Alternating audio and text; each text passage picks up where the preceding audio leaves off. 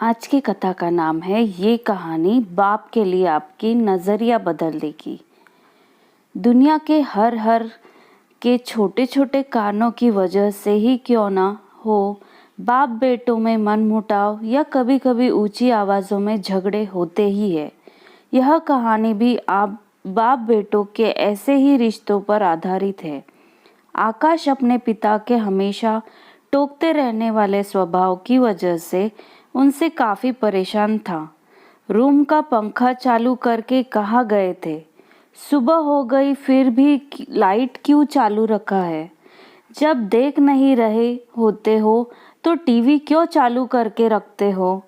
Bike ठीक से park क्यों नहीं करते? कभी तो अपनी जूते पॉलिश कर लिया करो। सुबह जल्दी उठा करो। कितने आलसी हो गए हो, कभी जॉगिंग नहीं करते। दिन भर में न जाने आकाश को क्या क्या पापा से सुनना पड़ता था। अभी बच्चा थोड़ी हूँ मैं, इतना बड़ा हो गया हूँ। 2 दिन बाद मेरा नौकरी के लिए इंटरव्यू होना है और पापा का बर्ताव किसी छोटे बच्चे जैसे है मेरे साथ। एक बार मुझे नौकरी लगने दो, छोड़कर चला जाऊंगा पापा को, शहर में ही रहूंगा, फिर पता चलेगा उन्हें। अभी कमाता नहीं हूँ ना, इसलिए फालतू की चीजें सुनाते रहते हैं। पापा से नाराज आकाश के दिमाग में कुछ ऐसे विचार चल रहे थे। 2 दिन भी बीत गए और आज वही दिन था जिसका आकाश को बेसब्री से इंतजार था। आज उसके इंटरव्यू का दिन था।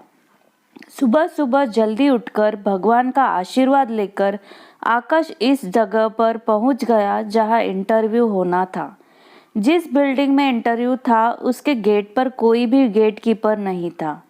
आकाश ने देखा कि गेट का एक साइड टूटा हुआ है, लेकिन कुछ स्क्रू फिट करने से ही वह सही हो सकता है।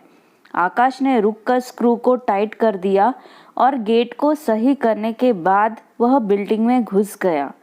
बिल्डिंग में दूसरे फ्लोर पर एक ऑफिस था जहां पर इंटरव्यू के लिए व्यवस्था की गई थी।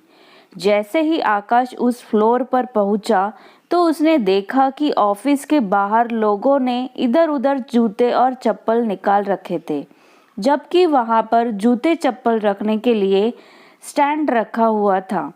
यह देखकर आकाश को अचानक अपने पापा की याद आ गई, जो उसे भी अक्सर अपने जूते चप्पल रखने को लेकर हमेशा टोकते रहते थे। आकाश से रहा नहीं गया और उसने बेमन से ही लेकिन उन सभी जूते और चप्पलों को स्टैंड पर अच्छे से रख दिया। अंदर प्रवेश करने से पहले आकाश की नज़र ऑफिस के बाहर जल रही कई सारी लाइटों पर गई, जिनकी बिल्कुल ज़रूरत नहीं थी। सूरज की रोशनी इतनी थी कि लाइट्स बंद रहे तो भी कुछ फर्क नहीं पड़ने वाला था। उसने बाहर जल रही सारी लाइटों को बंद कर दिया और फिर ऑफिस के अंदर प्रवेश कर गया। आकाश ने देखा कि ऑफिस में 20-25 कुर्सियां रखी है, लेकिन आगे की 10 कुर्सियों को छोड़कर बाकी की कुर्सियां खाली है और उन कुर्सियों के ऊपर लगे 2 पंखे बेवजह ही चालू है। उसने फिर अपनी आदत के अनुसार दोनों पंखे बंद किए और बाकी फालतू पड़ी कुर्सियों को एक के एक अंदर रखकर साइड पर रख दिया और वहीं पर बैठकर अपना नंबर आने का इंतजार करने लगा। एक के बाद एक सभी कंटेस्टेंट्स का इंटरव्यू होने के बाद जब आकाश का नंबर आया तो वह थोड़ा सा नर्वस लेकिन निडर होकर इंटरव्यू लेने वाले के पास पहुंचा। इंटरव्यू लेने वाले ने उससे अपने पास रखी कुर्सी पर बैठने के लिए कहा और थोड़ी देर तक दोनों में कुछ भी बातचीत नहीं हुई। फिर इंटरव्यूअर ने आकाश से पूछा, तुम कल से नौकरी ज्वाइन कर सकते हो क्या? आकाश की कुछ समझ में नहीं आ रहा था कि यह उसके नौकरी पक्के होने की कंफर्मेशन है या फिर कोई ट्रिकी सवाल। बाद में इंटरव्यू लेने वाले जब सैलरी और क्या काम करना है ये बताया, तब आकाश को यकीन हुआ कि उसकी जॉब पक्की हो गई है। आकाश बहुत खुश था, लेकिन समझ नहीं पा रहा था कि ना कोई सवाल ना एक्सपीरियंस के बारे में पूछा, फिर कैसे उसे जॉब के लिए फाइनल कर लिया गया। उसके चेहरे का सवालिया एक्सप्रेशन देख इंटरव्यू लेने वाले ने खुद ही कहा, कुछ सवाल और पेपर्स कभी आदमी की काबिलियत नहीं बता पाते। हमने इस बिल्डिंग में प्रवेश करने से लेकर प्रतीक्षा कक्ष तक कुछ अस्त व्यस्त सेट कर रखी थी। वही आप सभी के लिए परीक्षा थी। हमने सीसीटीवी पर देखा कि आने वाले सभी कैंडिडेट्स में आप ही एक अकेले ऐसे थे जिन्होंने गेट के स्क्रू ठीक करने से लेकर बेवजह चल रहे बल्ब और पंखे बंद किए।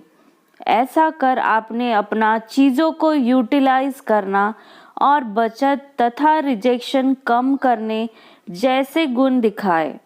आगे बढ़कर आपने बूट और चप्पल और कुर्सियाँ ठीक करके दिखा दिया कि आप अपने काम के लिए कितने वफादार हो सकते हैं और किस हद तक जा सकते हैं।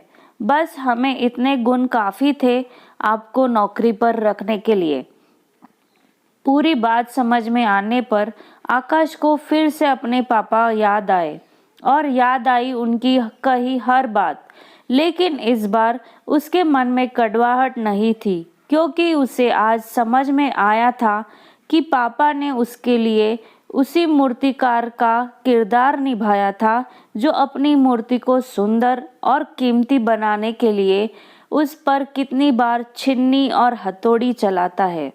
आकाश जो नौकरी मिलते ही अपने बाप से दूर भागने की सोच रहा था, वो नौकरी का कंफर्मेशन लेटर और साथ में मिली 1 महीने की एडवांस सैलरी को घर पहुंचते ही अपने बाप के कदमों में रख देता है। उनसे माफ़ी मांगते हुए कहता है कि पापा मुझे माफ़ कर दीजिए, मैं आपको समझ नहीं पाया। अपने बेटे के लिए आंखों में खुशी और गर्व के आंसुओं के साथ पापा आकाश को गले से लगा लेते हैं और उसके सिर पर प्यार से हाथ फेरते हुए उसे आशीर्वाद देते हैं। दोस्तों, जब भी आपके पेरेंट्स आपको कुछ कहे तो उसके पीछे का कारण ज़रूर जानने की कोशिश करना। कभी डांटे या टोके तो उसके पीछे के सद्भाव को समझने को कोशिश करना।